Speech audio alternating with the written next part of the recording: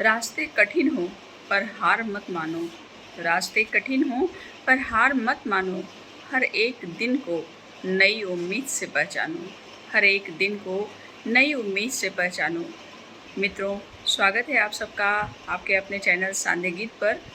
और हमें भी अपने हर एक नए दिन को एक नई उम्मीद बना कर के जीना है और एक नई उम्मीद बना के अपने परीक्षा की तैयारी करनी है। और इसी तरह हम लोग अनवरत अपनी तैयारी में जुटे हुए हैं। कभी थकान ज़्यादा लग जाती है, कभी नींद ज़्यादा लगती है, बहुत सारी परेशानियां होती हैं, पर फिर भी हम लड़ रहे हैं अपने समय से और जूझ रहे हैं अपने सपनों के लिए। और हमको इसी तरह से लड़ते रहना है जब तक जीत नहीं मिल जाती है। कहते हैं ना कि जो मैदान में उतरता है वही हारता है और वही जीतता है।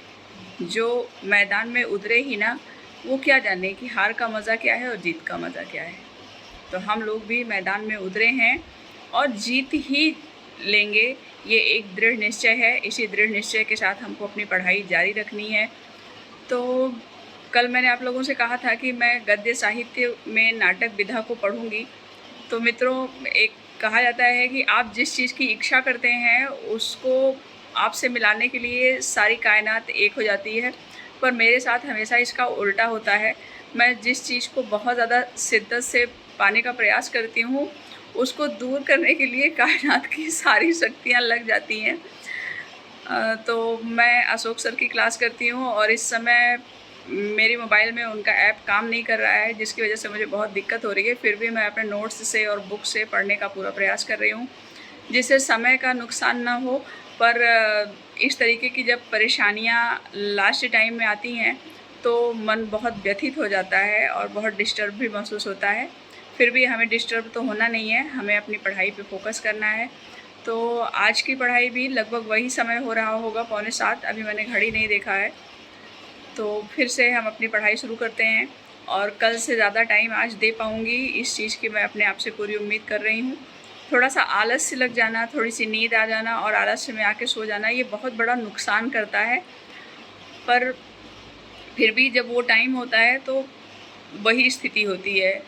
पर हमें इस स्थिति से लड़ना होगा ताकि हमें अपनी एक सीट मिल पाए। आइए आज की पढ़ाई जारी करते हैं। मिलते हैं आपसे कुछ देर बाद। आप लोग भी मोटिवेट होकर खूब पढ़ते रहिए और सिर्फ पढ़िए ही मत, रिवीजन भी करिए, उसको अपने दिमाग में संग्रहित करिए, तभी काम आएगा। और एक चीज़ और भी कहना चाहूँगी, अगर आप लोगों को मेरी वीडियो अच्छी लग रही है तो चैनल को सब्सक्राइब करना मत भूलिए, एक लाइक ज़रूर करिए। मिलते हैं कुछ देर बाद। Good morning friends. आज का नाइट चैलेंज तो पूरा हुआ और मेरे नाटक वाले वीडियो को देखने में मुझे बहुत समस्या हो रही थी, बट मैंने किताब से और मोबाइल से पढ़ने का प्रयास किया, क्योंकि अब ज़्यादा समय नहीं रह गया है हम लोगों के पास। और आप लोगों से भी मैं ये कहना चाहूँगी कि न हो न निराश करो मन को। आप कितना भी कम पढ़ पाए हों और कितना भी कम आपके पास समय हो, लेकिन सबसे ज़रूरी चीज़ होती है हमारे जीवन में, वो होती है हमारी आशा।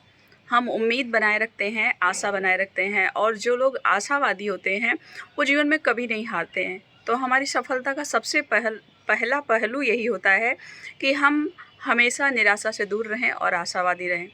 दूसरी चीज़ हमको ये करनी होती है, हमें हमेशा सकारात्मक रखना होता है, कभी भी मन में हमारे नकारात्मक विचार नहीं आने चाहिए। और तीसरी चीज़ होती है समय प्रबंधन। हमारे पास कितना भी कम समय हो मित्रों, लेकिन हमें अगर सफलता प्राप्त करनी है तो उसका समय भी हमें ही निकालना होगा, कोई और हमारी सहायता नहीं कर सकता। भगवान ने हमारी सहायता के लिए हमको बुद्धि दी है, हमारे हाथ पैर आँख नाक कान सब कुछ दिए हुए हैं, यही ईश्वर की सबसे बड़ी सहायता होती है। अब उसके दिए हुए इन उपहारों का हम अपने जीवन में किस तरह से उपयोग करते हैं, ये हमारे ऊपर निर्भर करता है। तो मैं उम्मीद करती हूँ कि आप लोगों को मेरी वीडियो अच्छी लगती होगी और आप इसी तरीके से पॉजिटिव रहिए और अपने काम में निरंतर लगे रहिए। निरंतरता भी बहुत मायने रखती है। छोटे छोटे बिंदुओं पे ध्यान रखिए दीजिए। अगर जल्दी याद नहीं होता है तो किसी चीज़ को एक बार की जगह 10 बार पढ़िए, ज़रूर याद होंगी। और जो अब इस समय जो बहुत ज़रूरी टॉपिक हैं उन्हीं पर फोकस करिए, उन्हीं को पढ़िए, बार बार पढ़िए। और यही चीज़ें हैं जो हमें सफलता की तरफ ले जाएंगी। और एक छोटी सी चीज़ पढ़ाई के लिए भी मुझे जो महसूस होता है वो मैं आप लोगों को बताने की कोशिश करूँगी।